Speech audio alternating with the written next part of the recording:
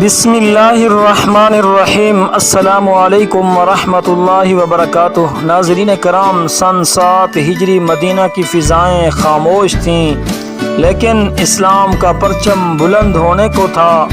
یہ وہ لمحہ تھا جب حق اور باطل کی ایک اور شدید ٹکر ہونی تھی۔ یہ وہ گھڑی تھی جب خیبر کے قلعے لرزنے والے تھے اور ایک مرد خدا دروازہ نہ صرف کھولنے بلکہ اکھاڑنے والا تھا۔ یہ ہے غزوہ خیبر کی ایمان کو جلا دینے والی داستان۔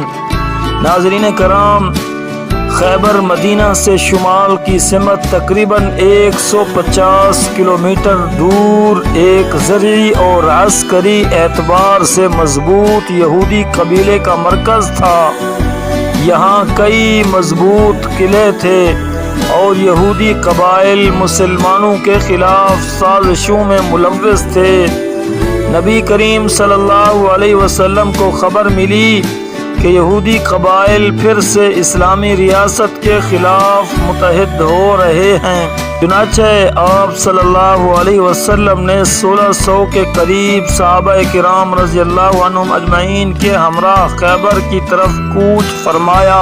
ناظرین کرام، خیبر میں کئی قلعے تھے، جیسے قلعہ نائم، قلعہ قموس، قلعہ شک اور قلعہ نزار۔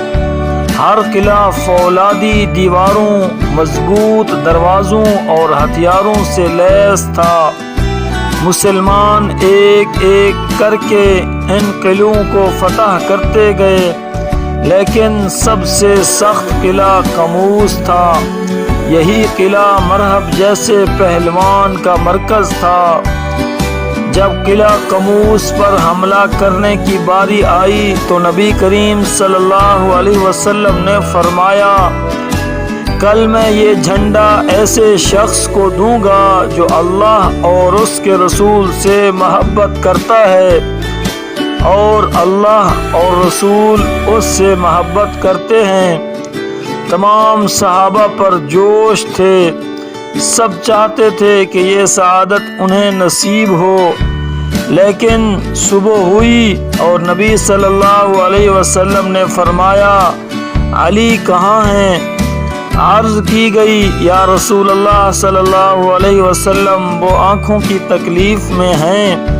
آپ صلی اللہ علیہ وسلم نے حضرت علی رضی اللہ تعالیٰ عنہ کو بلایا، اپنا لعاب دہن ان کی آنکھوں پر لگایا اور اللہ کے حکم سے وہ مکمل شفایاب ہو گئے۔ پھر آپ صلی اللہ علیہ وسلم نے جھنڈا حضرت علی رضی اللہ تعالیٰ عنہ کے ہاتھ میں تھمایا۔ مرہب خیبر کا سب سے طاقتور آہنی خود پہنے ہاتھ میں بڑی تلوار لیے باہر نکلا۔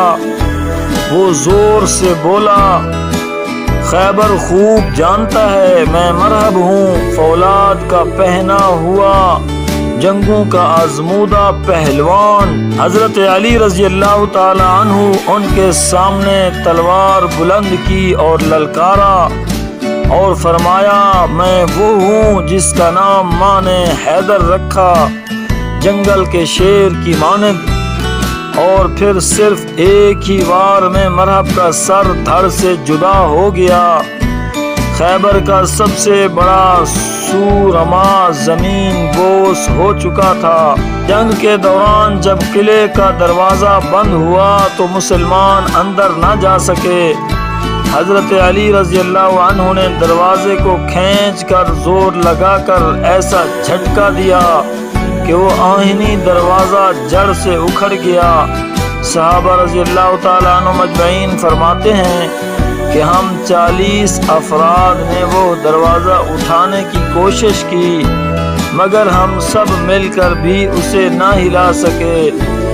ایک روایت میں ہے کہ دروازے کی لمبائی 12 ہاتھ، چوڑائی 8 ہاتھ اور وزن کئی من تھا، لیکن حضرت علی رضی اللہ عنہ نے اللہ کے نام پر ایمان کی طاقت سے اسے اکیلے کھینچ کر پھینک دیا۔ ناظرین کرام، اس کے بعد قلعہ قموس اور باقی قلعے بھی فتح ہو گئے۔ خیبر مسلمانوں کا ہو گیا۔ یہ فتح صرف ایک جنگی کامیابی نہ تھی بلکہ اسلام کے سیاسی، معاشی اور عسکری اثر و رسوخ کو چار چاند لگا گئی۔ پیارے ناظرین، یہ صرف تاریخ نہیں، یہ ایمان افروز واقعات ہیں جو ہمارے دلوں کو جھنجھوڑتے ہیں۔ کیا ہم بھی علی رضی اللہ تعالیٰ عنہ جیسے بن سکتے ہیں؟ کیا ہم بھی ایمان، شجاعت اور تقوی کی اس عظمت کو پا سکتے ہیں؟ آئیے نیت کریں، سچائی کو اپنائیں، حق کے لیے کھڑے ہوں۔ اللہ ہمیں علی رضی اللہ تعالیٰ عنہ جیسا ایمان دے، ہمیں خیبر جیسے فتنوں سے بچائے اور ہمیں سچائی کے لیے قربانی دینے کا حوصلہ عطا فرمائے۔ آمین یا رب العالمین۔ اگر آپ کو یہ ویڈیو پسند آئی ہو، پیارے ناظرین، اگر آپ چاہتے ہیں کہ اسلام کی یہ سنہری داستانیں دنیا تک پہنچیں، ہمارے channel Islam is a strong fortress کو سبسکرائب کریں، لائک اور شیئر کریں تاکہ حق کی روشنی مزید پھیلے۔ آپ کی دعاؤں کا طلبگار۔ والسلام۔